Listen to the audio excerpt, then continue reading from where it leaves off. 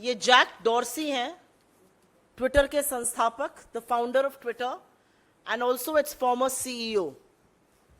He was the CEO of Twitter when the farmer agitation was happening.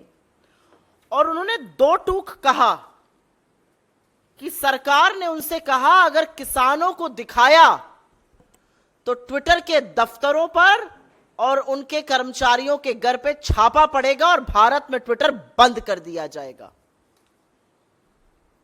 लेकिन सच की भी एक खासियत होती है, और सच की खासियत यह है कि जितनी शिद्दत से उसको दबाया जाता है उतनी तेजी से वो बाहर आता है. और एक बार फिर मोदी सरकार के काले कारनामे, उनसे जुड़ा हुआ सच बाहर आ चुका है. आज का जो टॉपिक है इस प्रेस कॉन्फ्रेंस का, वो मदर ऑफ डेमोक्रेसी में मर्डर ऑफ डेमोक्रेसी लगातार कैसे किया जा रहा है, उसी को उजागर करने का, उसी सच को बताने का है. सोचिए कि जब 3 काले कृषि कानून आए थे, किसान विरोधी कानून, और उन किसानों का दमन किया जा रहा था, जब 1 साल से ऊपर किसान दिल्ली की सरहद पर जाड़ा, गर्मी, बरसात, ओले झेलते हुए इस सरकार के खिलाफ आंदोलन कर रहे थे, तो बजाय समाधान ढूंढने के उनको मवाली, उनको खालिस्तानी, उनको पाकिस्तानी, उनको आतंकी तो कहा ही जा रहा था. साथ में ट्विटर जैसे प्लेटफॉर्म्स को यह भी बोला जा रहा था कि अगर उनको दिखाया तो आपका भारत में बोरिया बिस्तर हम बंद कर देंगे और आप पर छापे मारे जाएंगे. और याद रखिएगा, अपने घमंड और अहंकार में चूर्ण इस देश का डरपोक तानाशाह प्रधानमंत्री तब तक चुप रहा जब तक 700 से ज्यादा किसानों की शहादत नहीं हो गई. और चुनावी नफा नुकसान देखते हुए 3 काले कृषि कानून वापस लिए. लेकिन यह सच है कि जब इस देश का अन्नदाता अपने हक की लड़ाई लड़ रहा था, तो इस देश के प्रधानमंत्री उनका दमन कर रहे थे, उनकी आवाज को दबाने की कोशिश कर रहे थे. और आपको याद दिला दूं, यह मई 2021 की बात है. किसान आंदोलन चल रहा था, अपनी चरम सीमा पर था, और तब बीजेपी की फेक न्यूज फैक्ट्री, जो कि सही नाम है बीजेपी की आईटी सेल का, उनके कुछ बददिमाग प्रवक्ताओं और सांसदों ने एक मनगढ़ंत फर्जी ट्वीट किया था, कोई तथाकथित टूल किट को लेकर. उनका कहना था कि कांग्रेस इस टूल किट का इस्तेमाल कर रही है. और आपको याद होना चाहिए कि उसको मैनिपुलेटेड मीडिया, मतलब भ्रामक मीडिया कहकर टैग किया गया था. और आज वो असलियत सामने आ रही है कि उसके बाद क्या हुआ था. उसको भ्रामक मीडिया कहकर टैग किया गया था, और 24 मई 2021 को ट्विटर के ऑफिसेस पर छापा पड़ा, ट्विटर के एम्प्लॉइज के घर पर छापा पड़ा. और यह अब समझ में आता है कि किसान आंदोलन को दबाने के लिए किया गया था. मैं आपके साथ एक और डेटा साझा करूंगी, लेकिन उसके पहले एक ही सवाल है कि इस देश का प्रधानमंत्री इतना कायर, इतना डरपोक क्यों है? इस देश की सरकार, 140 करोड़ लोगों के इस देश की सरकार 21 साल की एक क्लाइमेट एक्टिविस्ट से डरती है, पॉप सिंगर रिहाना से डरती है, वो छोटी सी बच्ची ग्रेटा थनबर्ग से डरती है.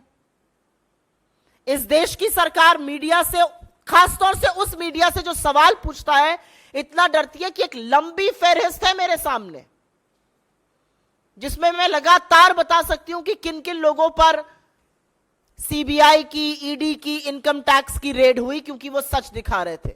अब चाहे वो भास्कर हो जो कोरोना काल का सच दिखा रहा था, चाहे वो न्यूज क्लिक हो, चाहे वो न्यूज लॉन्ड्री हो, चाहे वो भारत समाचार हो, चाहे वो वायर हो, चाहे वो क्विंट हो, चाहे वो प्रणॉय रॉय हो, चाहे वो तमाम ऐसे लोग जिन्होंने सच दिखाने की और सवाल पूछने की हिम्मत दिखाई, उनको रेड किया गया और यह चुप कराने की साजिशें रची गई.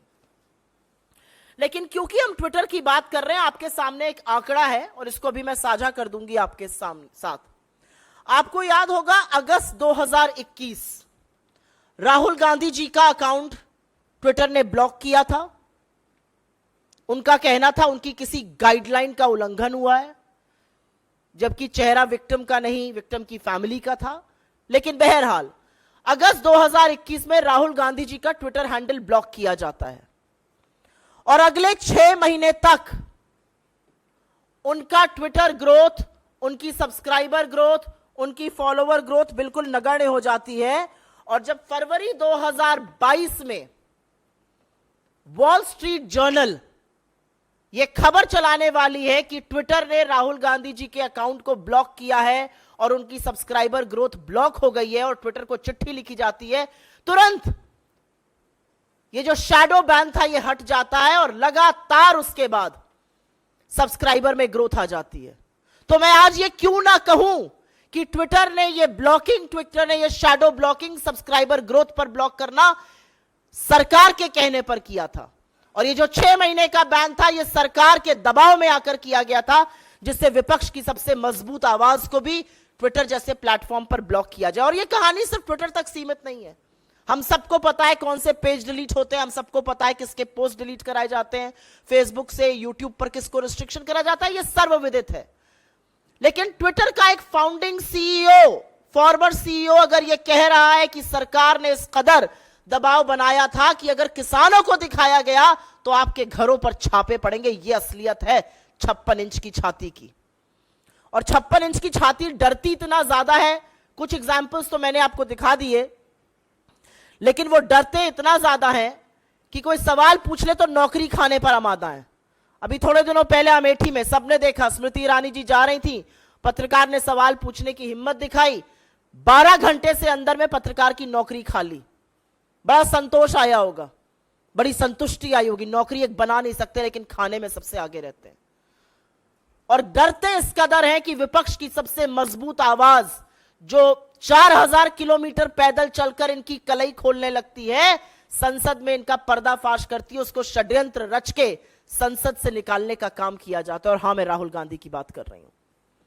लेकिन ये जो तथ्य सामने आ रहे हैं ये वाकई में भयावह हैं, ये डरावने हैं और ये दिखाते हैं कि किस तरह से लोकतंत्र में हर उस आवाज का दमन किया जाएगा जो थोड़ी सी, जरा सी भी हिम्मत दिखाएगा। और क्यों डरते हैं मोदी जी? क्यों डरता है इस देश का प्रधानमंत्री? इस देश का प्रधानमंत्री इसलिए डरता है क्योंकि करोड़ों रुपए खर्चा कर कर एक रंगी पुती छवि बनाई गई है और जब ऐसे सच सामने आते हैं तो वो छवि ध्वस्त हो जाती है और बेनकाब हो जाता है कायर तानाशाह।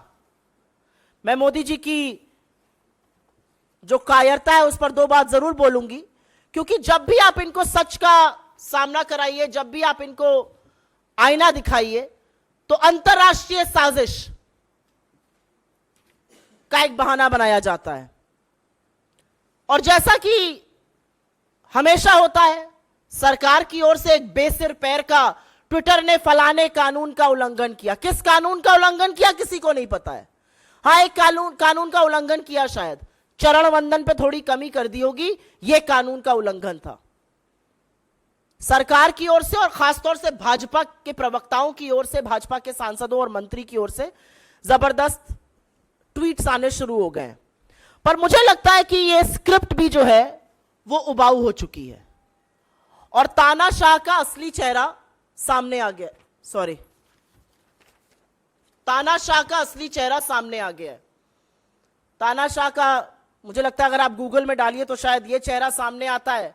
अब इनको पीछे करते हुए ये चेहरा सामने आने लगा है। लेकिन ये तानाशाह डरपोक है।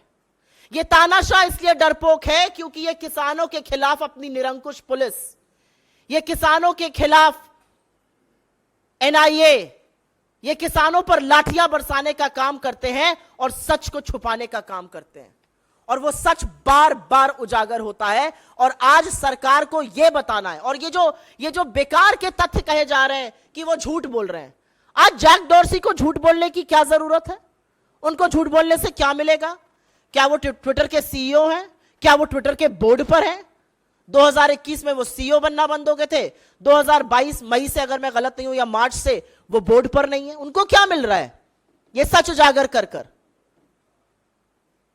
मुझे लगता है इस देश के लोकतंत्र को जो कमजोर करने की बात राहुल गांधी कहते हैं, इससे बड़ा प्रमाण दूसरा कोई नहीं है कि चुन चुन कर प्लेटफॉर्म्स को यह कहा जा रहा है कि असलियत मत दिखाइए, असलियत को छुपाओ, नहीं तो हम तुम्हारे ऊपर छापे मारेंगे, तुम्हारे दफ्तरों को बंद कर देंगे। यह असलियत है सरकार की। एक और असलियत है और उस पर संक्षिप्त में बात करके आपके सवालों का जवाब देंगे हम, और यह असलियत है डेटा ब्रीच की। कल एक बड़ी खबर आई कि कोविन का जो डेटा था, आप सबको याद होगा कोविड काल के दौरान अगर वैक्सीन चाहिए थी तो एक ही तरीका था, कोविन पर जाइए, अपना फोन नंबर, अपना आधार या पासपोर्ट या सेंसिटिव डेटा भरिए, उसके बाद आपको अपॉइंटमेंट मिलता था, आपको जाकर कोविड की वैक्सीन लग रही थी। और एक बात यह भी सच है कि एक ही फोन पर हो सकता है अपने घर वालों को, अपने मित्रों को, संबंधियों का भी रजिस्ट्रेशन किया गया था। पता चलता है कि यह डेटा सरेआम लीक हो रहा है। टेलीग्राम का एक बॉट लगातार यह डेटा लीक कर रहा है, और डेटा लीक बड़े बड़े नेताओं का हुआ, भाजपा के भी नेताओं का हुआ, श्री चिदंबरम का हुआ, विपक्ष के और लोगों का हुआ, डीएमके के नेताओं का हुआ। लगातार पता चल रहा है कि यह डेटा कैसा लीक हो रहा था। सारा डेटा अवेलेबल है, क्या डेट ऑफ बर्थ है, क्या पासपोर्ट नंबर है, क्या आधार आईडी है, सारा डेटा लीक हो रहा है। और सरकार का डिफेंस आप सुन लीजिए क्या है। सरकार के जो आजकल सबसे बड़े विश्वगुरु बने हुए एक और मंत्री हैं, जो राज्य मंत्री हैं इंफॉर्मेशन टेक्नोलॉजी के, उनका डिफेंस क्या है? नहीं नहीं, ये कोविन डेटा लीक नहीं है, ये कोई पहले का डेटा कोविन का लीक हुआ था, उसका ब्रीच हुआ था, वहां से आ रहा है। तो हमारे कुछ सवाल हैं इस पर। जो पहले का डेटा लीक, जिसको alleged breach and stolen data कहा जा रहा है, क्या उसके बारे में सरकार ने कोई कार्रवाई की थी? यह पब्लिक क्यों नहीं किया गया कि वो कौन सा डेटा था? एफआईआर क्यों नहीं लॉन्च करी गई? ये कहां से डेटा लीक होता है? कैसे एक थर्ड पार्टी टेलीग्राम पर सिर्फ नंबर डालने से सारा डेटा मिला जा रहा है? क्या है यहां का डिजिटल पब्लिक इंफ्रास्ट्रक्चर? लगातार सरकार आपका डेटा बटोरने की कोशिश करती है, क्या वो कोविन ऐप हो, क्या वो उमंग हो, क्या वो डिजी यात्री हो, लगातार लोगों का डेटा लिया जाता है। आप डेटा लेते क्यों है जब आपसे डेटा संभलता नहीं है? यह पहली बार तो उल्लंघन है नहीं। और एक बात यह भी सच है कि 2017 में इस देश के उच्चतम न्यायालय ने, इस देश के सबसे बड़े न्यायालय ने डेटा को राइट टू प्राइवेसी बताया था। उस राइट टू प्राइवेसी का क्या हो रहा है? सरकार ने कमेटी बना दी, सरकार ने कंसल्टेशन किया, अब फिर से पूरा कालचक्र शुरू हो रहा है डेटा के कानून का। तो सवाल यह कि यह डेटा गया कैसे कोविन ऐप से, किसके पास गया, और सरकार की क्या जिम्मेदारी? क्या सरकार यह कहकर बच जाएगी कि पुराना डेटा था, तो वो पुराना डेटा कैसे लीक हुआ?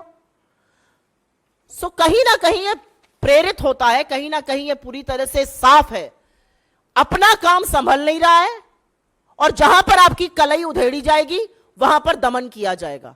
अपना डेटा संभल नहीं रहा है, लेकिन किसानों की असलियत ना बाहर आ जाए, किसान कानून जो बने थे उसकी असलियत ना बाहर आ जाए, तो ट्विटर जैसे प्लेटफॉर्म्स को, किसानों के आंदोलन को दिखाने वाले अकाउंट्स को बंद करने के लिए दबाव बनाया गया, और बंद भी हुए।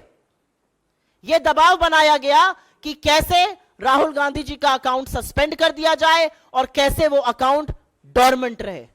6 महीने तक सब्सक्राइबर ग्रोथ ना होना, आप सोच सकते हैं। और जैसे ही खबर बाहर आने वाली थी, सब्सक्राइबर ग्रोथ लगातार होती गई, उछाले मारने लगी।